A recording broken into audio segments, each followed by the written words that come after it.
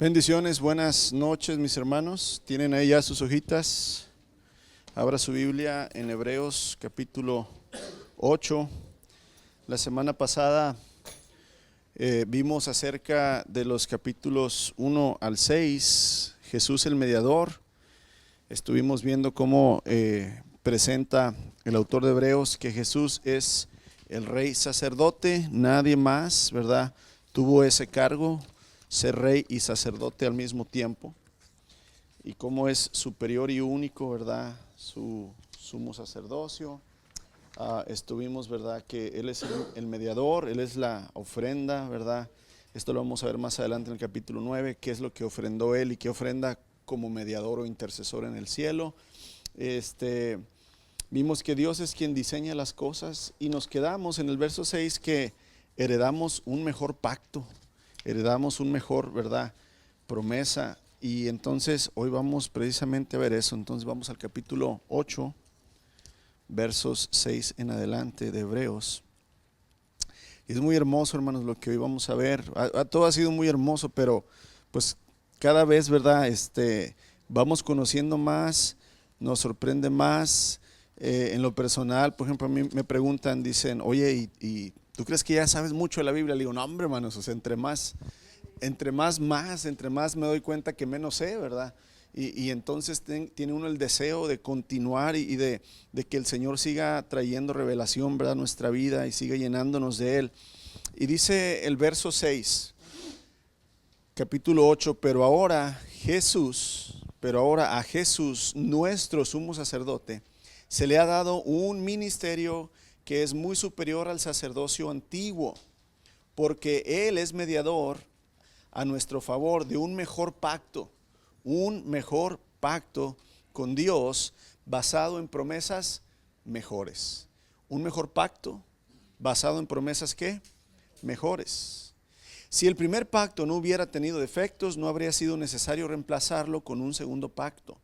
Pero cuando Dios encontró defectos en el pueblo, aquí ya se nos dice dónde fue el defecto, no tanto en el pacto o en el testamento, sino en el pueblo. Dice, cuando Dios encontró defectos en el pueblo, dijo, se acerca el día, dice el Señor, en que haré un nuevo pacto con el pueblo de Israel y de Judá. Este pacto no será como el que hice con sus antepasados cuando los tomé de la mano y los saqué de la tierra de Egipto. Ellos no permanecieron fieles a mi pacto, por eso les di la espalda, dice el Señor. Pero este es el nuevo pacto que haré con el pueblo de Israel en ese día, dice el Señor. Pondré mis leyes en su mente y escribiré, ¿verdad?, sus leyes en su corazón. Yo seré su Dios, ellos serán mi pueblo. Y no habrá necesidad de enseñar a sus vecinos, ni habrá necesidad de enseñar a sus parientes, diciendo, deberías conocer al Señor. Pues todos ya me conocerán, desde el más pequeño hasta el más grande. Perdonaré sus maldades, nunca más me acordaré de sus pecados. Cuando Dios habla de un nuevo pacto, quiere decir que ha hecho obsoleto al primero, el cual ha caducado y pronto desaparecerá. Ok, ¿qué entendemos por, verdad, pacto, hermanos? Bueno, el antiguo pacto, ¿verdad? El nuevo pacto. Y hoy vamos a hablar precisamente de eso, el nuevo pacto. Y aquí en el verso 6, hermanos, en la sección anterior, o sea, la semana pasada, estuvimos explicando cómo Jesús hace la función de mediador de este nuevo pacto, ¿verdad? Es nuestro sumo sacerdote. Ahora tomaremos el segundo aspecto importante de este versículo, que viene siendo el nuevo pacto, un pacto mejor, ¿verdad?, basado en promesas mejores.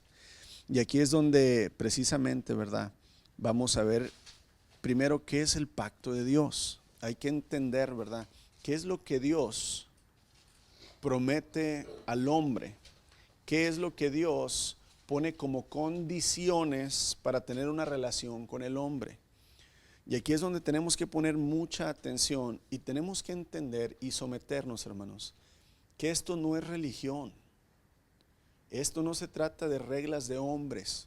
Esto no se trata de reglas de una iglesia, de una organización, de una denominación.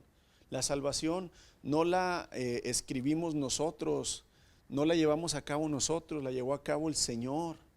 Él es el dueño y el creador, ¿verdad?, de la salvación.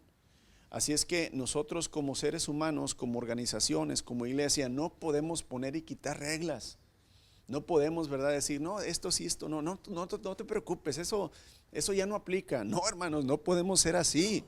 Tenemos que entender completamente, ¿verdad?, cómo el Señor nos dio el nuevo pacto y debemos de someternos a él. ¿Qué es el pacto de Dios, hermanos?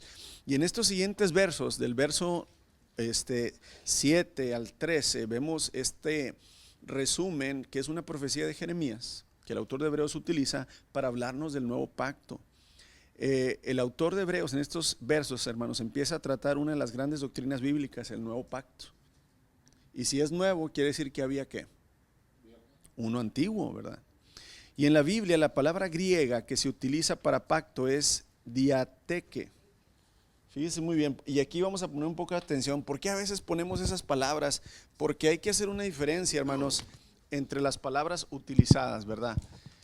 Pacto,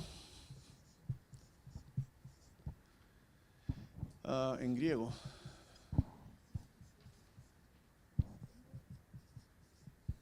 se utiliza la palabra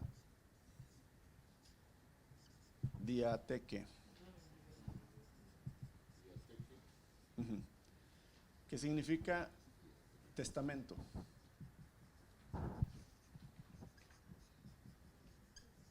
Ahorita les voy a decir por qué es importante distinguir entre la palabra diateque, ¿verdad?, que es testamento, y la palabra pacto en griego, ok, y acuerdo o alianza en griego. ¿Por qué mencionamos el griego? Porque en griego es, ¿verdad?, el idioma original en que se escribe el Nuevo Testamento. La palabra sinteque,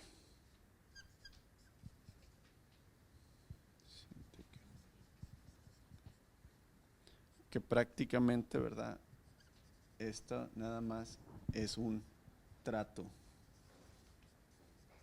o acuerdo, que es diferente a testamento. Entonces, adelante, hermanos. Muy bien, entonces en la palabra aquí en griego, hermanos, utilizada, podemos ver entonces la palabra testamento traducida, diateque, ¿verdad? El pacto que Dios está haciendo y que es diferente, ¿verdad?, a la palabra común sinteque, alianza o acuerdo. Es diferente a testamento, ya que para hablar de matrimonio, de tratos, de contratos, en el griego, en el Nuevo Testamento se usa esta palabra, ¿sí? Por ejemplo, ¿verdad?, el pacto del matrimonio, el sinteque, el trato o la alianza del matrimonio. Pero cuando se habla del pacto de Dios, se usa la palabra diateque, el testamento de Dios. Esa es la diferencia y vamos a ver por qué. Mire, porque por lo general, en un acuerdo, en una alianza, en un trato, entran dos personas y entre las dos personas se ponen las condiciones del trato y se firman, se ponen de acuerdo los dos. ¿Sabes qué? Vamos a hacer esta alianza, vamos a hacer este trato, vamos a hacer este acuerdo. Tú vas a cumplir estas condiciones, yo voy a cumplir estas condiciones y le firmamos, ¿verdad? Y ya queda el ¿qué? Queda el sinteque, queda el trato. Pero a diferencia de un acuerdo, hermanos, contrato o alianza, el pacto como testamento, las condiciones no se acuerdan entre dos personas, entre dos partes, sino es una decisión única del testador. Es como en un testamento, ¿no? O sea, de cuenta, en el testamento, la persona va a dejar plena y completamente su voluntad sin estar, buenas tardes, sin estar, ¿verdad?, en acuerdo. Podemos quitar las bolsitas para que, por favor, hermanos, aunque se ensucien un poquito las bolsitas abajo. Ahí está, ok. A diferencia del acuerdo, hermanos, el testamento es la voluntad de una ¿qué? De una persona. Yo tengo propiedades, yo tengo algunos medios, tengo con qué, ¿verdad? Y yo decido cómo voy a utilizar, cómo voy a dejar, ¿verdad?, mi testamento. Entonces, la otra persona a la que se lo voy a dejar no puede alterar las condiciones. Yo ya cuando escribo un testamento, ¿verdad?, ante un notario y se sella, la otra persona que va a recibir no dice, pero ¿por qué me puso estas condiciones para recibir esa herencia? Cámbiale mejor esto. No se puede, porque el que tenía la autoridad para hacer eso es el testador nada más. Entonces, a diferencia de un acuerdo, hermanos, de un sinteque, el diateque, nada más las condiciones la pone ¿quién?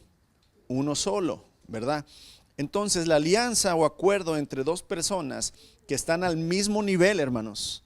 Por lo tanto, las dos partes toman lugar para discutir las condiciones. O sea, es decir, cuando yo voy a acordar una alianza con alguien, como tenemos la misma condición, somos hombres, los dos estamos haciendo negocio, los dos estamos poniendo, ¿verdad?, el mismo dinero, vaya, vamos a llamarlo así, pues entonces estamos al mismo nivel y podemos los dos, ¿verdad?, tratar las condiciones. Pero entre Dios y el hombre, hermanos, no puede haber igualdad de condiciones. Nosotros no somos absolutamente nadie, hermanos, comparados con ¿quién? Con Dios. Entonces, en el sentido bíblico, el pacto, ¿verdad?, el testamento, solo puede aceptar o rechazar, en el sentido bíblico del pacto, hermanos, la iniciativa entera es de Dios. Él empezó, Él pone las condiciones, Él dice cómo, cuándo, dónde, quién. ¿Sí? Él, nada más. Ahora, el hombre no puede discutirle a Dios los términos del pacto. Yo no le puedo decir, ay Señor, pero ¿por qué tengo que negarme a mí mismo todos los días y tomar mi cruz y seguirte? Dame chance un día a la semana, nada más no tomar la cruz, Señor. Son 7 días, me pide 7 días, Señor, los 365 días del año, toda mi vida. Pues la mitad de la vida que no tome la cruz y la otra mitad. No, hermanos, no podemos nosotros ¿qué? Discutirle a Dios los términos del pacto. Solo lo que podemos hacer es aceptar o rechazar el ofrecimiento, el testamento, el pacto que Dios nos está ¿qué? Haciendo. Tú y yo no podemos meter la cuchara para nada. Dios nos la da tal cual viene. No le puedes echar más sal, ni limón, ni salsa. Así como está, o te lo comes o lo rechazas. Aquí es donde el hombre, hermanos, ha intervenido muchísimo.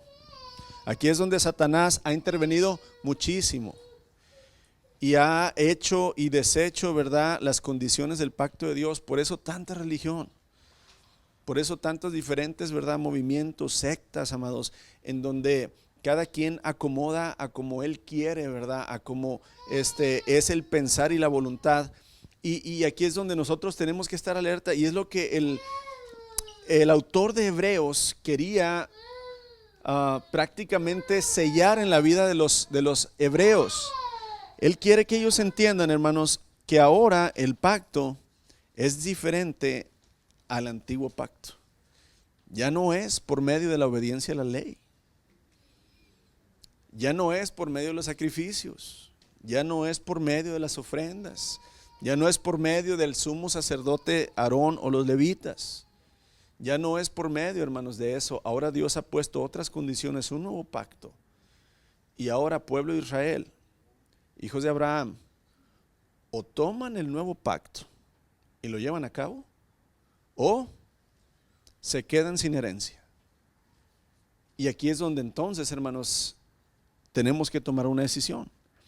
Es por eso entonces que se usa la palabra, hermanos, diateque, para distinguir, ¿verdad?, entre lo que es un testamento y nada más un acuerdo.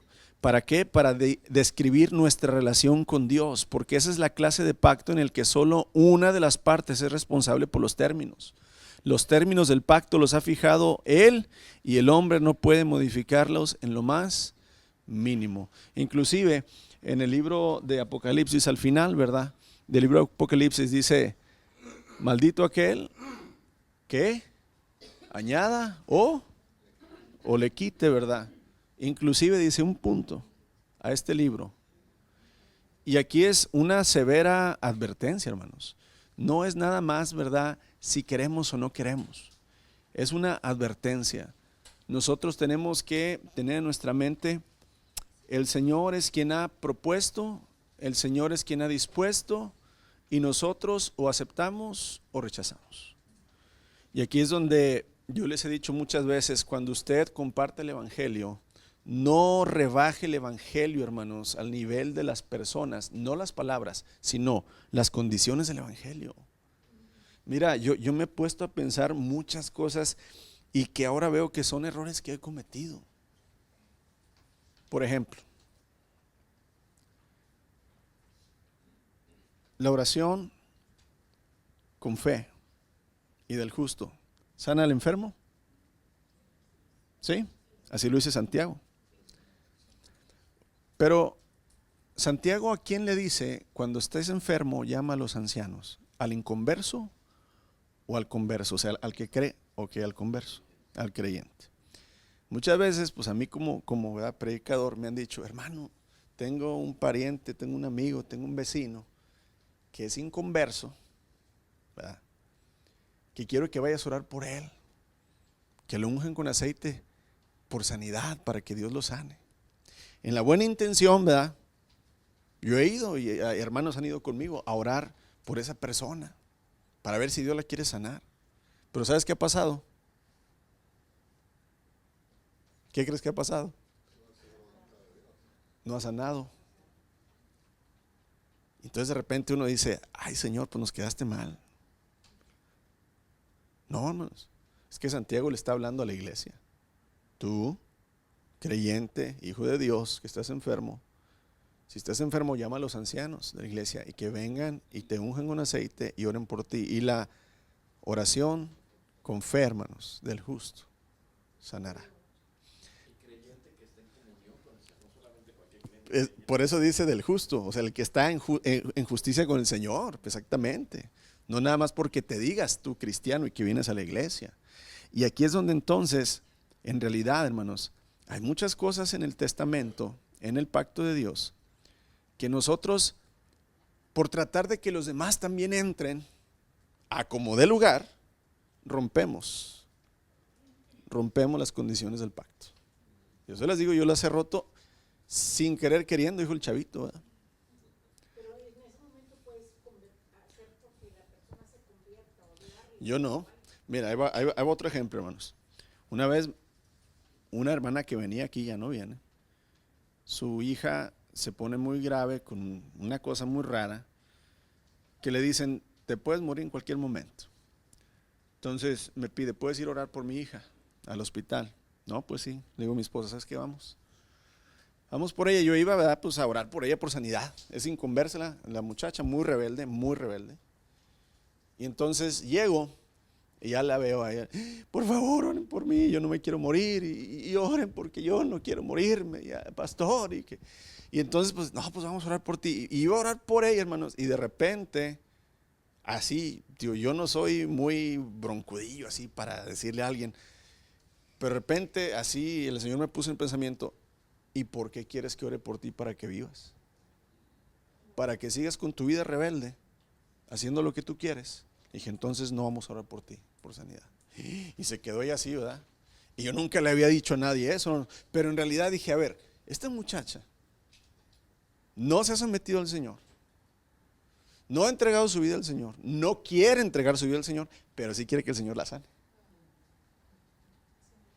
Y claro, uno, ¿verdad? Uno como buen hijo de Dios quiere que también, ¿verdad?, los demás reciban la bendición de Dios. Pero hermanos, en realidad, la oración que iba a hacer por ellos, ¿tú crees que iba a funcionar? No es porque Dios no pueda, pero debe haber hay una condición en el testamento.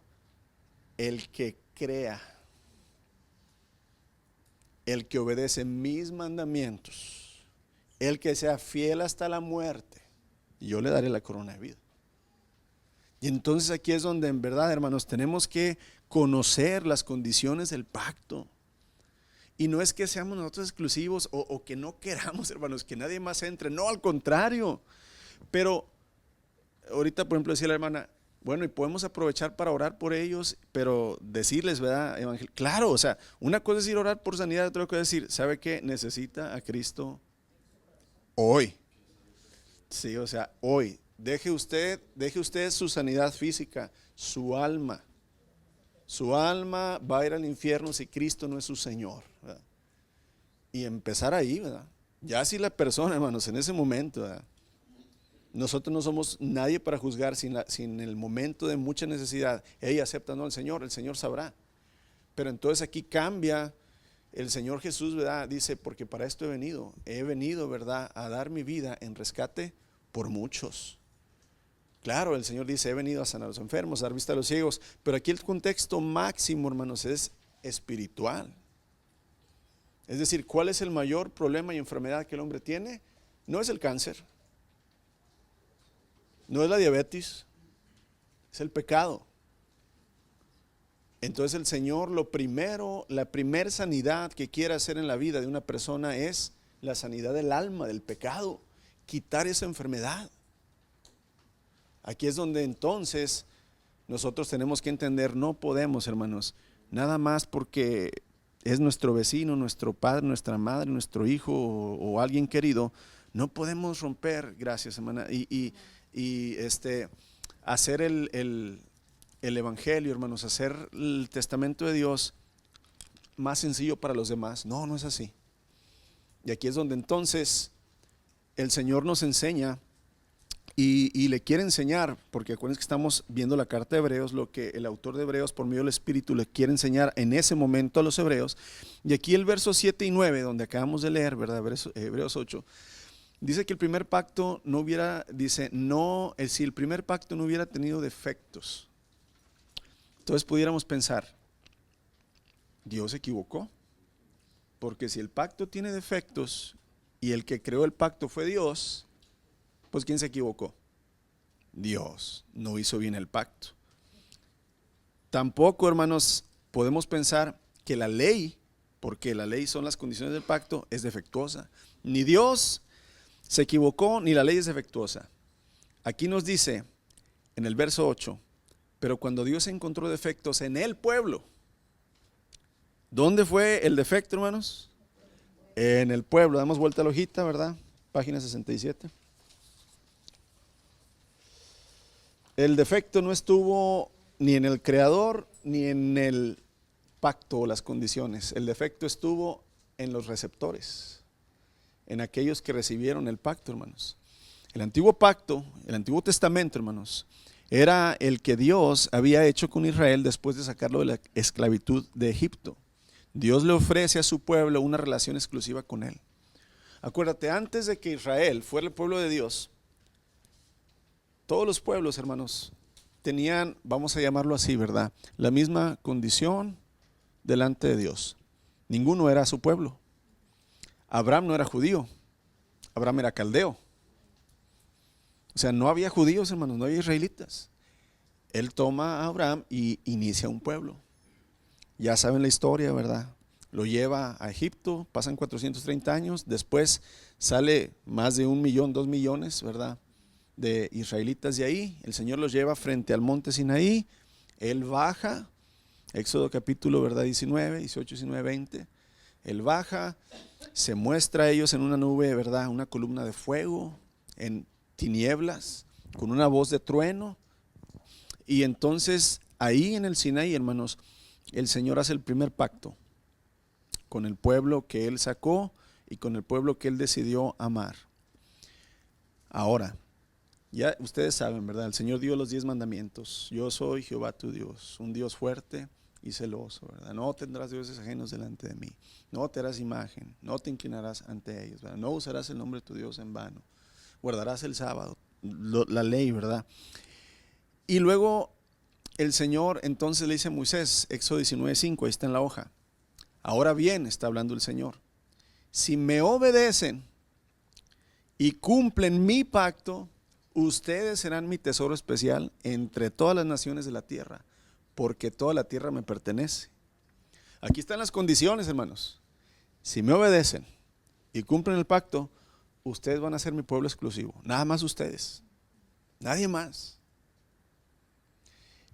Pero las condiciones, hermanos, es si cumplen mi pacto. Por eso el primer pacto, hermanos, no podía justificar ni santificar a nadie. Ya anteriormente, en otro estudio, vimos que ningún hombre, hermanos, ni siquiera Adán, pudo vivir en una manera pura delante de Dios. Ningún hombre, ninguna mujer, a través de estos casi 7,000 años que tenemos de existencia, nadie ha podido cumplir plenamente la ley de Dios.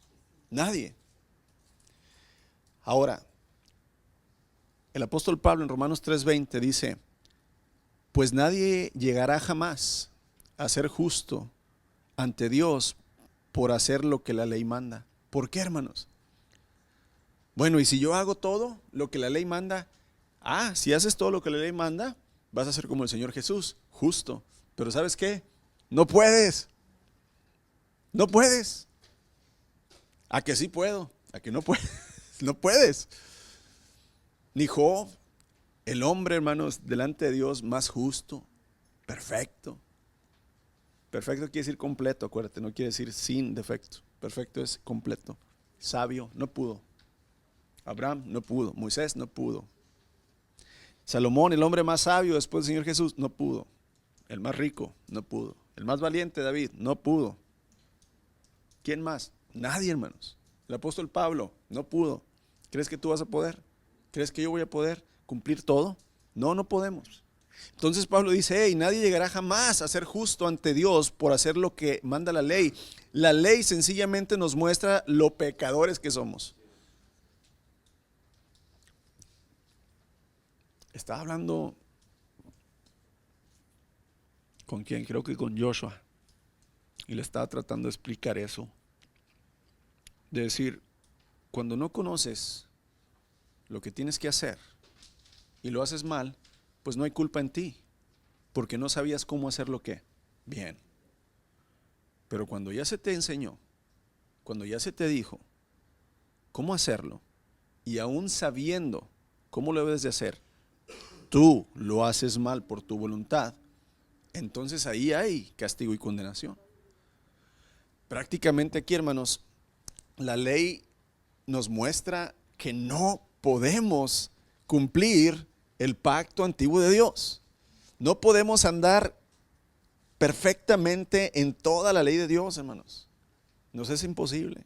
Podremos el 99.9% estar bien, pero con uno que fallemos, somos culpables de toda la ley. Yo le he puesto este ejemplo. Usted viene aquí por el Tonglor, desde allá, desde el 281 hasta el 511, ¿verdad? Viene usted al límite de velocidad. Dice 40, usted viene a 40. Dice 50, viene a 50. Aquí usted pasa bien. Ya la última milla le falta para llegar al 511. Y le pisas usted 5 millas más por hora. Ahí en la esquina lo agarra el State Trooper.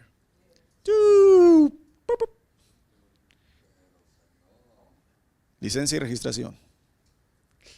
Señor oficial, me vine desde el 281 y no violé ningún speed limit, nomás aquí usted me agarró. Pues yo vi que usted venía aquí en este momento, ¿qué?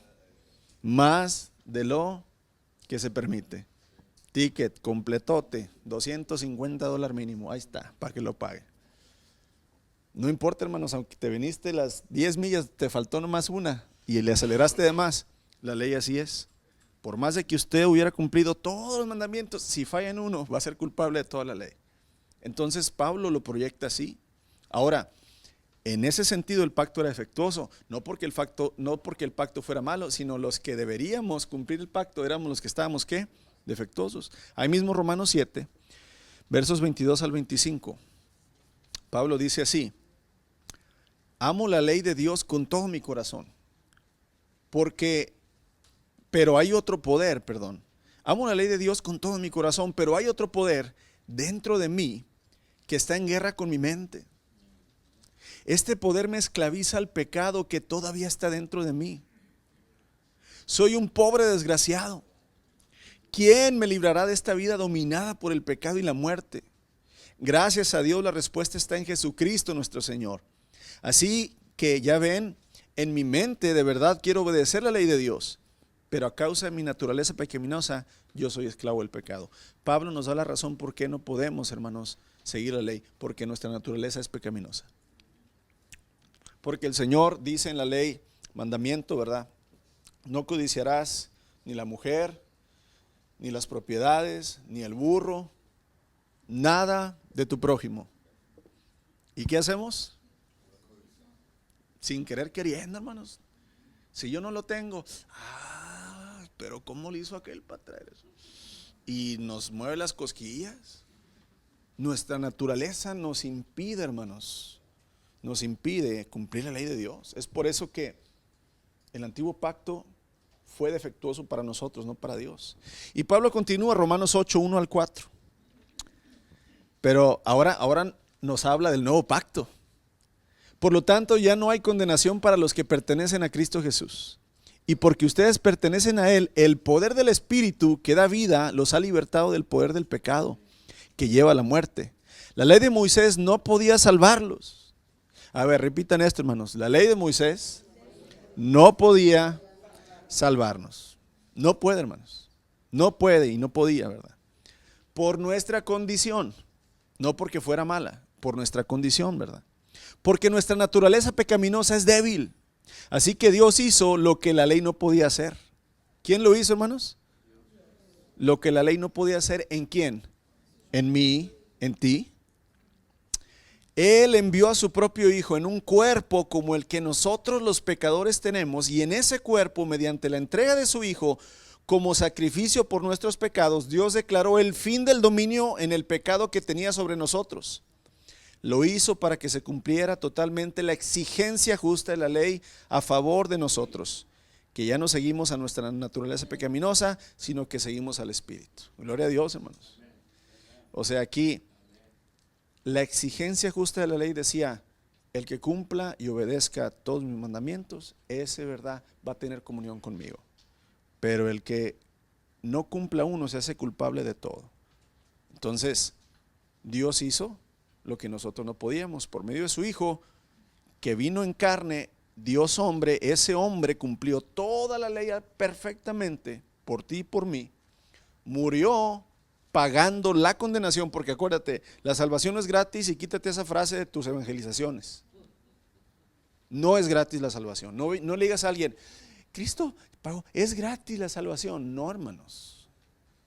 Primero, costó la vida de el más precioso, perfecto ser que existe y que existió y que existirá, Jesucristo, el Hijo de Dios. Su vida preciosa, para empezar. Y en segundo, ¿qué te va a costar a ti la salvación? Tu propia vida. Negarte, ir al Calvario todos los días con tu cruz, ¿verdad? Morir a ti mismo. No es gratis la salvación, hermanos, para nada. O sea, entonces aquí el concepto es: lo que yo no pude hacer, Dios lo hizo por medio del Hijo. Vivió perfectamente, pagó mi deuda. O sea, la muerte de Cristo, hermanos, yo la merecía, pero Él la pagó por mí, Él la pagó por ti. Entonces, sí fue pagado, hermanos, mi pecado. O sea, mi pecado fue saldado, no porque Dios dijo: se la pasamos, hombre. No, Dios dijo: voy a castigar a Caleb en la vida de mi Hijo Jesucristo. Voy a castigar, ¿verdad?, el pecado de Brandon, el pecado de Armando, el pecado de Juan, el pecado de Javier, en la vida de Jesucristo. Ajá. Y de hecho, uno de los errores que se pueden cometer cuando compartimos el Evangelio es decir que nuestro pecado fue el que crucificó a Cristo, pero aunque Él pagó por nuestro pecado, en realidad quien derramó el precio de ese pago fue la ira de Dios, fue el mismo Dios, el Padre. Sí, en realidad la causa por la cual Cristo murió fue mi pecado, la causa. ¿Sí? Porque voluntariamente Él lo hizo y no le pagó a Satanás. El pago fue hacia el juez justo, que exige justicia.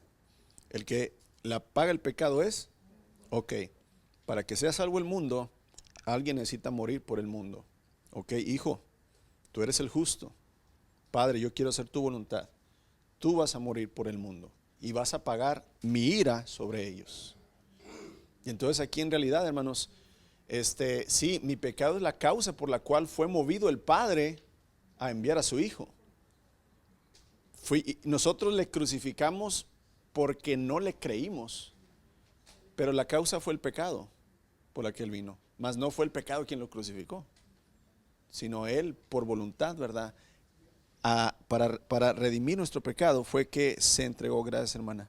Ahora, leyendo estos versos que el apóstol Pablo escribe en Romanos, primero diciéndonos que la ley, hermanos, jamás la vamos a poder cumplir y no vamos a ser justos por ella porque no tenemos la capacidad, pero luego dice, pero hay otro poder que hay en mí, ese poder, ¿verdad? Dice, ya no hay condenación porque ese es el poder del Espíritu que da vida y que nos ha libertado.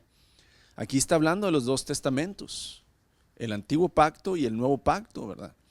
Ahora, por la razón del incumplimiento del pacto por parte del hombre, hermanos, es que es defectuoso el testamento que Dios hizo con Israel, ahora debe ser sustituido por uno nuevo. Y el autor de Hebreos nos recuerda que ya Dios había anunciado en el tiempo de los profetas que vendría un nuevo testamento o un nuevo pacto. Si vamos a Jeremías capítulo 31, versos 31 al 34, es lo mismo que leímos ahorita en Hebreos capítulo 8, versos 8 en adelante, donde está citando el escritor de Hebreos está citando al profeta Jeremías. Jeremías 31 al 34, y si quieren compárenlo con lo que dice Hebreos capítulo 8, versos 8 en adelante, y es lo mismo. Aquí nada más el escritor de Hebreos toma al profeta Jeremías lo que dijo, ¿verdad?, por medio del Señor para recordarnos esto. Se acerca el día, dice el Señor, estoy en Jeremías 31, en que haré un nuevo pacto con el pueblo de Israel y de Judá. Este pacto no será como el que hice con sus antepasados cuando los tomé de la mano y los saqué de la tierra de Egipto. Ellos rompieron este pacto a pesar de que los amé como un hombre ama a su esposa, dice el Señor. Pero este es el nuevo pacto que haré con el pueblo de Israel en ese día, dice el Señor. Pondré mis instrucciones en lo más profundo de ellos y las escribiré en su corazón. Yo seré su Dios, ellos serán mi pueblo, y no habrá necesidad de enseñar a sus vecinos, ni habrá necesidad de enseñar a sus parientes diciendo, deberías conocer al Señor, pues todos ya me conocerán, desde el más pequeño hasta el más grande, dice el Señor. Perdonaré sus maldades y nunca más me acordaré de sus pecados.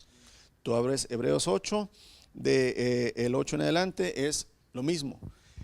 Como acuérdense, la carta es para los judíos. Toma este escritor de Hebreos la referencia que el Señor le dio a Jeremías del nuevo pacto.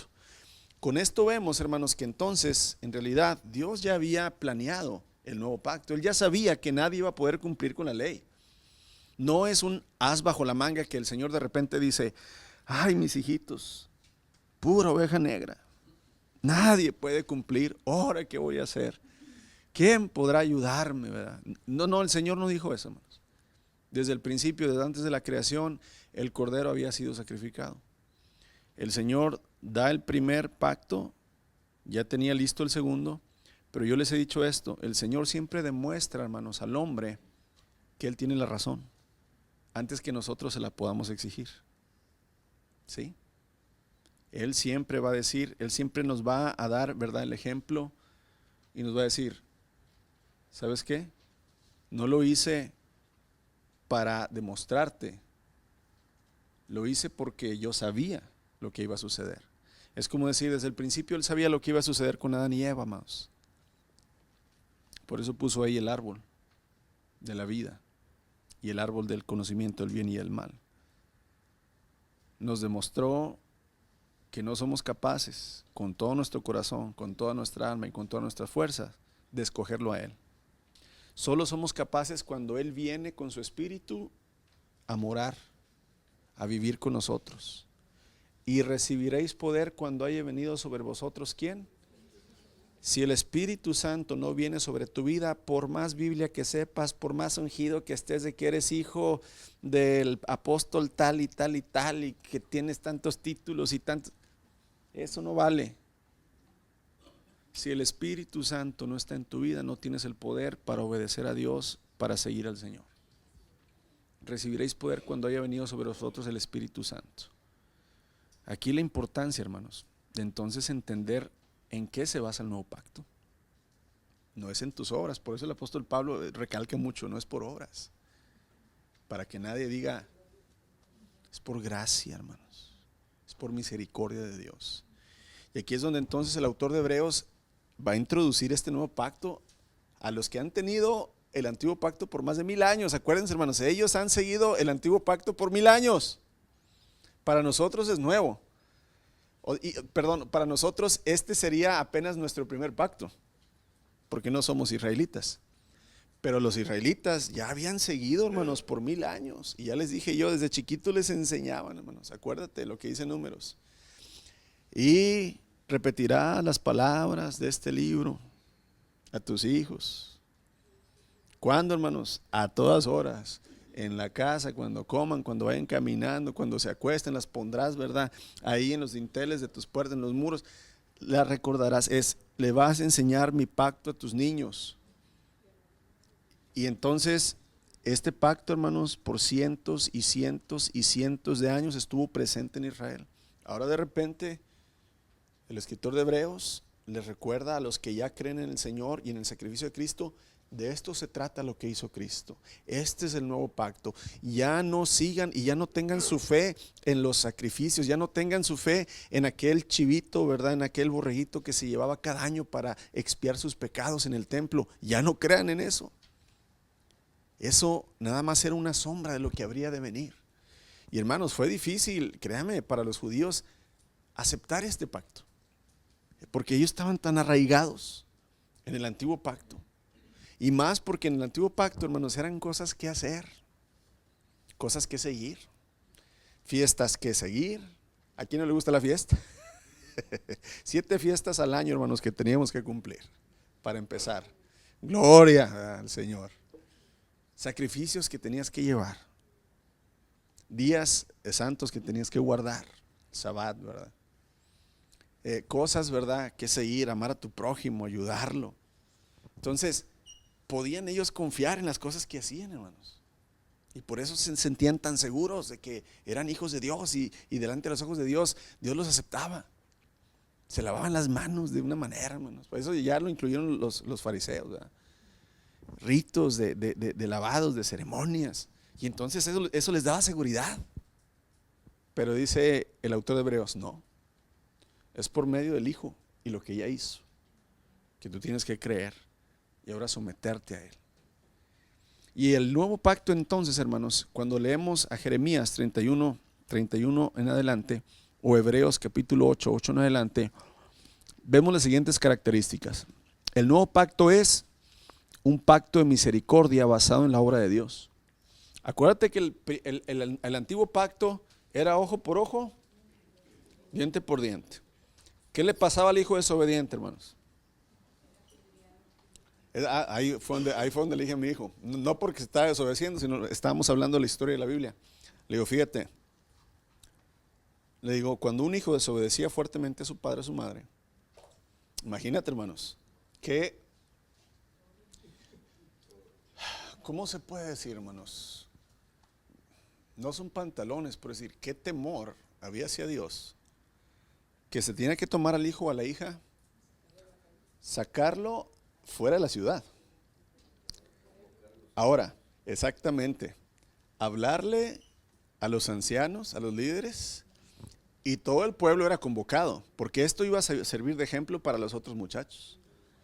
Prácticamente todo el pueblo salía, hermanos. Yo quiero investigar esto y se lo pregunté a alguien que sabe un poco más. Vi una escena en donde cuando apedreaban a alguien, lo enterraban hasta la mitad, parado, o sea, hacían un pozo y lo enterraban para que no corriera. ¿Sí? ¿Sí? Porque, o sea, ¿tú crees que de buenas a primeras apedrearme? O sea, no es natural que uno, y menos un chamaco rebelde. Y no van a estar 2 ahí agarrándolo, ¿verdad? Claro, lo pueden poner en un árbol o algo, lo que tú quieras, pero bueno, se me hizo interesante esa escena. Hacen un pozo y lo entierran, ¿verdad? Como hasta la cintura para que no puedan moverse. Y entonces, la mayoría de las personas, hermanos, agarraban una piedrona, ¿verdad? Y todos lo lapidaban. Ahora, esto seguía como ejemplo. Y yo creo que nada más una vez en cada ciudad hubo apedreados por desobediencia. Porque entonces los demás decían, nanacita, ¿verdad? Ni para qué. El antiguo pacto era ojo por ojo, diente por diente, justicia inmediata. Ahora, el nuevo pacto, hermanos, es un pacto de misericordia. ¿Qué es la misericordia? Dios no nos da lo que merecemos. El nuevo pacto está basado en la misericordia de Dios. Note las palabras que Jeremías hace. Dios dice, estableceré, haré, pondré, escribiré, seré, tendré misericordia. Todo lo hace el Señor. Nada lo hace ¿quién? Nosotros, hermanos. Nosotros nada más recibimos y cumplimos las condiciones. El nuevo pacto, hermanos, está basado en la sangre de Cristo, en la sangre del Cordero, no en tus obras o en las mías, o en lo justo que yo sea, sino en la sangre del Cordero. Ahí hay varias citas que podemos ver. El nuevo pacto, hermanos, es o indica la regeneración mediante una nueva mente y un nuevo corazón. El verso 10 dice, pondré, ¿verdad?, mi ley en lo profundo de su corazón y en su mente. O sea, aquí está hablando de la naturaleza. Acuérdate que Pablo dice que no podíamos seguir la ley por causa de nuestra ¿qué? De nuestra naturaleza pecaminosa. Pero ahora, por medio del Espíritu de Dios, hermanos, nuestra naturaleza ya no nada más es pecaminosa, sino que cambia. Ahora es una naturaleza también divina. Y eso es hermoso, hermanos. Y aquí es donde tenga este concepto en su mente. Cuando Dios viene a morar en la vida de un pecador, mi pecado jamás podrá manchar a Dios. Nunca. Jamás. ¿Cómo puedo manchar yo la santidad de Dios, hermanos? Dime, ¿con qué pecado? ¿El pecado más terrible que yo pueda hacer, tú crees que puede manchar la santidad de Dios? No. Es al contrario, hermanos. La santidad de Dios puede transformar la vida del peor pecador. Puede limpiar el peor pecado. Y eso es hermoso entenderlo. Antes la ley estaba afuera de mí. Mandamientos, cosas que hacer, ceremonias. Pero ahora la ley está dentro de mí, por medio del Espíritu de Dios. Y es el poder que trae ese Espíritu, hermanos, el que me permite ahora, en realidad, ¿verdad?, poder cumplir, ser regenerado, ser cambiado. Y ahora entonces puedo ser delante de Dios alguien justo. Ahora el nuevo pacto, hermanos, provee perdón absoluto de todo. Antiguamente, acuérdate, los sacrificios que se hacían para la remisión de pecados, la sangre de los corderos tapaban, cubrían nada más los pecados, pero no los borraban. Es como cuando uno tiene mucha flojera de recoger la casa y va a venir visita, arrinconas todo y le avientas ahí algo, una cobija, le avientas ¿cómo se llama? Una calcetina, una alfombra, abajo de la alfombra. Cubres la suciedad, pero no la ¿qué? No la limpias. Bueno, eso era lo que hacían los sacrificios anteriormente. Pero en Cristo, hermanos, todo es limpiado completamente y perdonado. El profeta Isaías lo dice, Isaías 1:9, dice el Señor, ven y estemos a cuentas. Si tu pecado fuere rojo como la grana, yo lo haré blanco como la nieve.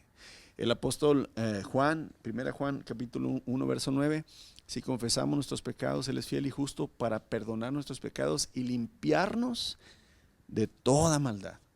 Este nuevo pacto ofrece perdón absoluto, hermanos, no nada más cubrir nuestras faltas. Una característica más que podemos ver de este nuevo pacto implica la plenitud del Espíritu Santo.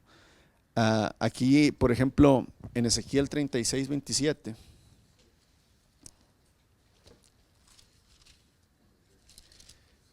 Vemos, dice, esto dice el Señor soberano, estoy dispuesto a escuchar las oraciones de Israel y me fui al 37 y es 27. 36:27 dice, desde el 26, les daré un corazón nuevo y pondré un espíritu nuevo dentro de ustedes. Les quitaré ese terco corazón de piedra y les daré un corazón tierno y receptivo. Pondré mi espíritu en ustedes para que sigan mis decretos y se aseguren de obedecer mis ordenanzas. Ahí está, hermanos. Ezequiel 36:27. Pondré mi espíritu en ustedes para que puedan seguir mis decretos. Sin el Espíritu de Dios no puede seguir los decretos del Señor. Recuerda que el domingo algunos se ofendieron. Qué bueno, porque lo dijo la palabra de Dios, no lo dije yo. Vosotros sois hijos del diablo. Así dijo el Señor. Vosotros sois hijos de vuestro padre el diablo, porque él ha mentido desde el principio y es padre de mentira. Si el Espíritu de Dios no está en mí, no puedo obedecer su ley, porque si no está el Espíritu de Dios en mí, ¿qué naturaleza hay en mí? ¿De quién es el pecado? No tenga miedo de decirlo. Yo no digo que usted está endemoniado o estaba endemoniado antes, no. Pero usted estaba, dice, siempre el apóstol Pablo dice, estaba bajo el espíritu, ¿verdad?, de las tinieblas, el príncipe de este mundo. Así tenemos que entenderlo, hermanos. Si no eres de Dios, eres del diablo, no hay medias. No, yo soy de Buda, no, sácate. O eres de Satanás o eres del Señor. No hay una u otra. No hay medios, hermanos, así es, aunque nos duela. Vuelvo a repetir, el testamento lo hizo Él, no nosotros. Y es donde le digo, no le podemos quitar ni poner ni suavizar. Es como es como es. Y tengo que aceptarlo aunque duela. Y aquí es donde entonces nosotros tenemos que despertar, ¿verdad? Y entender. El profeta Jeremías, hermanos, usa la frase declara el Señor 2 veces. Declara el Señor, dice el Señor está diciendo, ¿verdad? El Señor, Dios de Israel, hizo un pacto con su pueblo cuando los sacó de Egipto y los puso al pie del monte Sinaí para recibir la ley. La primera parte en el pacto, hermanos, es Dios. Él lo inició, vamos a la página 68. Él lo inició, Él se dirigió al pueblo de Israel al comienzo de su historia como nación. Él lo apartó, ¿verdad?, para Él cuando lo tomó como su pueblo, y el pueblo se apartó, hermanos, del Señor, y el Señor le dio la espalda cuando ellos fueron infieles al pacto. El Señor cumple lo que dice. El Señor les dijo, si ustedes me obedecen y cumplen mis mandamientos, van a ser mi tesoro. Pero si no lo hacen, dice el Señor, yo me voy a retirar y voy a dejar que ustedes sufran todas sus consecuencias de su pecado y de sus maldiciones. Y así lo hizo, amados. Dios declaró, hermanos. ¿Ibas a decir algo?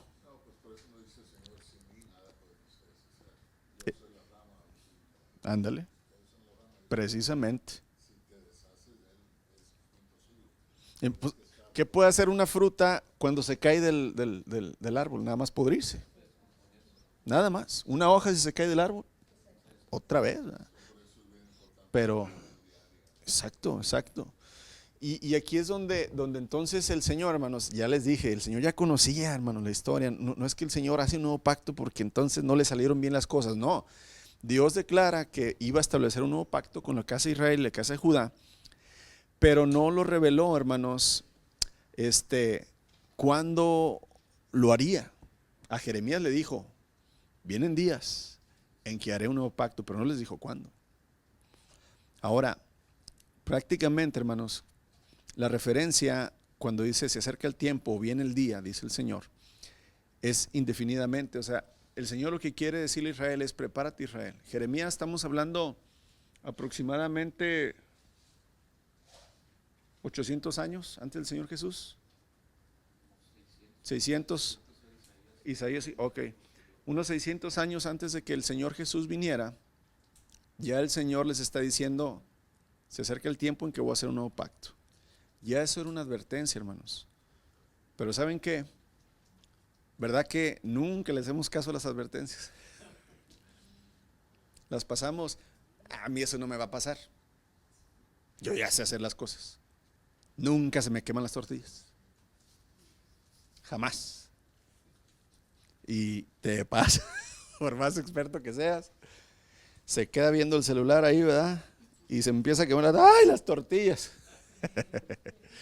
Amados, las advertencias de Dios siempre hay que tomarlas en cuenta. El Señor les había dicho, vendrá o se acerca el tiempo o vendrá el día. Ya había dado la referencia. Ahora, desde la perspectiva histórica, o sea, si nosotros vemos la historia, hermanos, la profecía de Jeremías no podía haberse referido a la restauración de Israel, porque muchos creían que esto se cumplió. Dios abandona a Israel.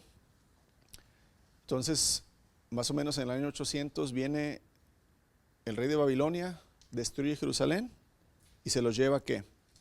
Cautivos, a todos. Desola, o sea, destruye el templo, se roba todo lo que está dentro del templo. En los muros de Jerusalén, queda desolado Jerusalén. Ya Israel no existe, hermanos, como nación en su, ¿verdad?, tierra prometida en su herencia. Ya no existe. Se cumple lo que el Señor le dijo: si no cumples mi ley, yo te voy a abandonar.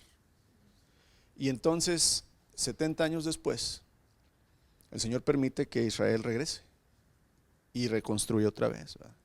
Muchos dicen, ahí se cumplió que el Señor, ¿verdad?, hizo un nuevo pacto otra vez con Israel y Judá. No, hermanos, no está hablando de un Israel literal físico. Ahora está, cuando dice Judá e Israel, ahora está hablando, porque digo, vamos a tener que tener un poquito de historia aquí. Recuerde, ¿verdad? Aquí está el río Nilo. El Mar Muerto, perdón, Mar Rojo. Vamos por acá. Mar de Galilea. Aquí está el Mar Muerto. Muy bien, aquí está Egipto. El Señor, ¿verdad?, les dice que les va a heredar toda la tierra, ¿verdad?, prometida. Ok. Se les da como herencia. Cuando está Saúl, el primer rey,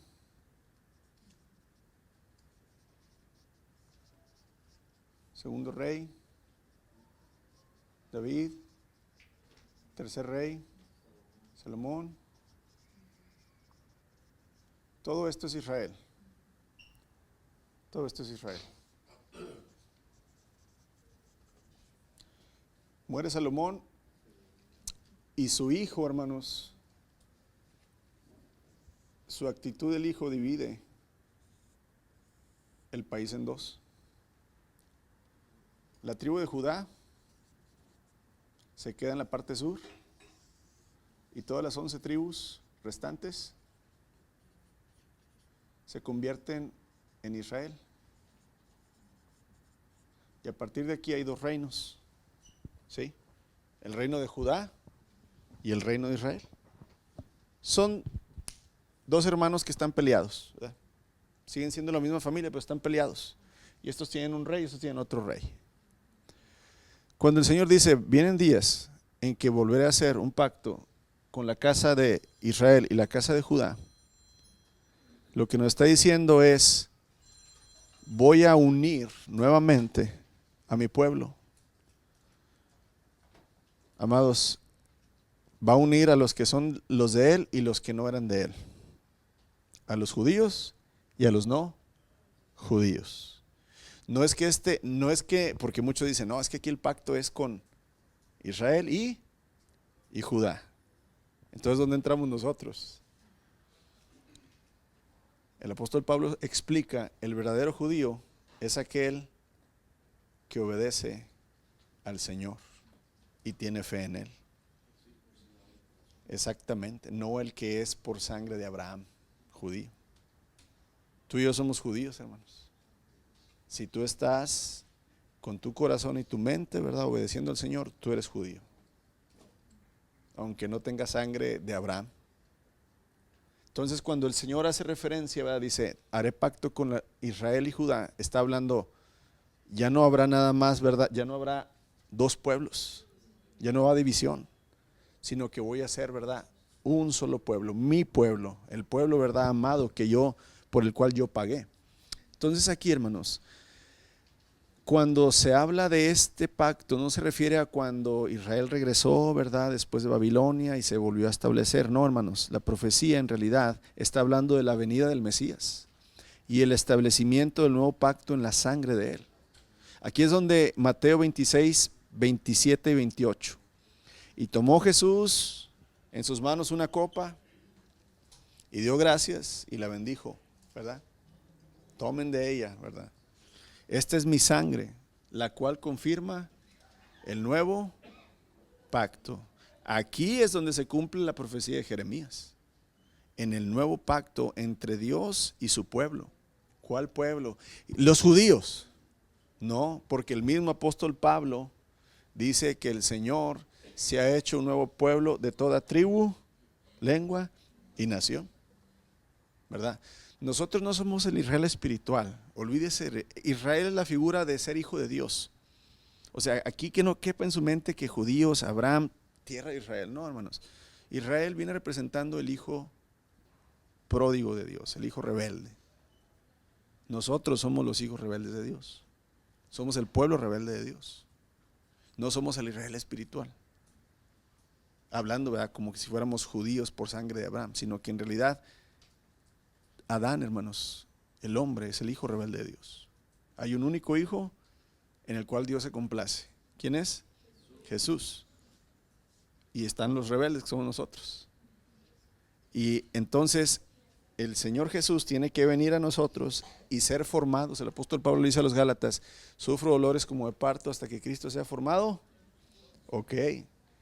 Si nosotros le permitimos, no si nosotros logramos, tú y yo no podemos hacer nada, ya hablamos de eso. Si nosotros le permitimos al Señor que Él forme a su Hijo el carácter de Cristo en nosotros, entonces seremos agradables a Dios. Mientras, hermanos, no se puede. Pero aquí es donde entonces en Mateo se cumple la profecía de Jeremías: haré un nuevo pacto. Entonces el Señor Jesús declara y dice: este es mi pacto, ¿verdad?, que está en mi sangre. Mi sangre es derramada como sacrificio para perdonar el pecado de muchos. Nos va a faltar, hermanos. Y no me quiero ir corriendo. Bueno, a ver. ¿Aguantan el hambre unos 15 minutos? Los que no aguantan son los niños, ¿verdad? Las hermanas, perdón, los niños se aguantan, pero las hermanas no aguantan. Ok. Amados, entonces vemos que se cumple, ¿verdad?, esta profecía con el Señor Jesús cuando Él hace esta declaración de que su sangre es el nuevo pacto. Y aquí en el verso 9 de Hebreos, que estamos en Hebreos 8, verso 9, menciona que Dios le da la espalda a Israel, hermanos, porque ellos no permanecieron fieles. Dice el Señor: yo le di la espalda a Israel. Aquí la relación entre Dios y su pueblo había sido íntima desde el comienzo. Dios les dijo: yo los tomé de la mano. O sea, hermanos, toda la iniciativa fue de Dios. Yo los escogí, yo los cuidé, yo los tomé de la mano, yo los protegí, yo los llevé hacia mí. Y ustedes me fueron infieles, ¿verdad? Ustedes fueron los que se alejaron de mí. Dios quería, hermanos, que su pueblo caminara con Él de la mano en total seguridad y confianza. Pero cuando los israelitas decidieron caminar por su cuenta, desobedecieron la ley de Dios y no oyeron la voz que los llamaba hacia Él. Él, hermanos, se desatendió de ellos, no porque fuera un mal padre. Él les había advertido y Él les había dado el testamento. Mientras ustedes sean fieles conmigo, yo estaré ahí. El día que ustedes vayan en pos de otros dioses, el día en que ustedes entreguen a sus hijos a Moloc, el día en que ustedes hagan las injusticias que otras naciones hacen, ese día, Israel, me voy a apartar de ti. Entonces Dios los desatiende no porque es un mal padre, hermano, sino porque cumple lo que Él había prometido. Ahora, no los abandonó definitivamente, pero Dios se desatendió de ellos, dejándolos actuar según su obstinada voluntad. En vez de demostrar, hermanos, un tierno cuidado y un amor, ¿verdad?, por su pueblo del pacto, Dios toma una actitud de despego por lo obstinados que estos fueron al quebrantar su pacto. Al apartarse de ellos, Dios dejó bien en claro, hermanos, que llegaría el tiempo de hacer un nuevo pacto. El Señor estaba en todo su derecho de hacerlo porque Él así lo había, ¿verdad?, declarado. Entonces, vemos que el Señor, hermanos, deja a Israel, ¿verdad?, a su suerte, como decimos. Y ya conocemos la historia de Israel, ¿verdad?, una historia muy sufrida. Esclavos otra vez, y esclavos por los romanos, esclavizados, ¿verdad?, esclavizados en sus propios pecados. Mira, nada más analiza esto. Todo el ministerio del Señor Jesús no fue hecho fuera de los israelitas. Todos los milagros, todas las sanidades, todos los endemoniados, hermanos, que sanó, ¿quiénes eran? Israelitas. Mira la condición en que se encontraba el pueblo de Dios. En una condición de pecado tan grande que los propios líderes, los que debían ser maestros y la luz de Israel, lo crucificaron injustamente. Ellos hicieron y violaron por lo menos 7 leyes, hermanos, nomás en el juicio del Señor Jesús. Y ellos, creyéndose justos, crucificaron al verdadero justo. Entonces aquí es donde te digo, en realidad el Señor, hermanos, vino a rescatar a su pueblo. No por ser hijos de Abraham y tener la ley, hermanos, habían estado en la voluntad de Dios. ¿Por qué? Porque Dios les dio la espalda. Por eso estaban en esa condición. Aunque Dios les había dado su ley, sin el Señor, sin su presencia del Señor ahí, hermanos, la ley, nada más los ahorcaba más. Es necesaria la presencia del Señor en nuestra vida. Aquí podemos tener la Biblia, hermanos, podemos tener los dones, podemos tener el conocimiento, los títulos, los ministerios, la gente, el dinero, pero sin Cristo, ¿qué somos? Somos una secta más. Somos unos changos más haciendo maromas, nada más. Así de fácil. Pero con Cristo, hermanos, con el Señor, entre nosotros y con nosotros, somos el pueblo de Dios. Amén. Vamos a dejarlo ahí porque todavía está un poquito extenso y no quiero aprovechar mal el tiempo, ¿verdad? Señor, gracias porque tu palabra es mucha, es abundante, es buena, es sana, Señor, nos llena, nos asombra, Señor, nos deleita. Padre, porque es palabra que viene de tu boca, bendito Dios. Señor, gracias porque no nos abandonaste, Señor. Pensaste en nosotros y hiciste todo por nosotros, bendito Dios. Y ya nada más nos pusiste las condiciones, Señor, de tu pacto. Enséñanos, Señor, a abandonarnos a nosotros mismos, nunca a ti.